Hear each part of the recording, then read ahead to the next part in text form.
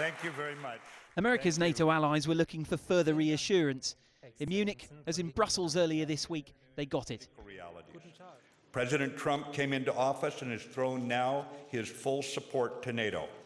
He too espouses NATO's need to adapt to today's strategic situation for it to remain credible, capable, and relevant. Further, as Minister von der Leyen noted last week, it is a fair demand that all who benefit from the best alliance in the world carry their proportionate share of the necessary costs to defend our freedoms.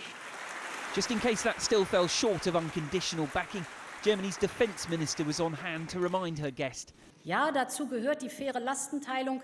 There is more to it than just fairer burden sharing. Article 5 of the NATO Codex prescribes that we have to have unconditional trust for standing up for each other. 28 member states together. This is invaluable and is not up for negotiation. A month ago, President-elect Donald Trump branded NATO obsolete. James Mattis's language here in the last few days has sounded rather different. It is the second time this week that a senior American official appears to have moved away from a foreign policy promise made during the election campaign. US Secretary of State Rex Tillerson is heading back to Washington after a guarded meeting with his Russian counterpart in Bonn. Sergei Lavrov left for Munich, where he'll speak on Saturday. It now appears to be Moscow that's receiving mixed messages, while its Western neighbours seem a little less nervous.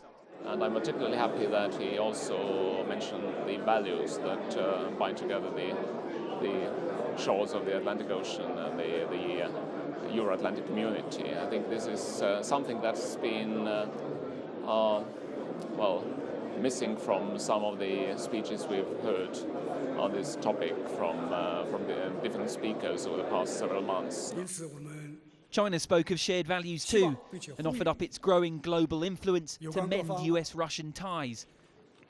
It was left up to a member of the US president's own party to express frank concerns about the current leadership. In many respects, this administration is in disarray and they've got a lot of work to do.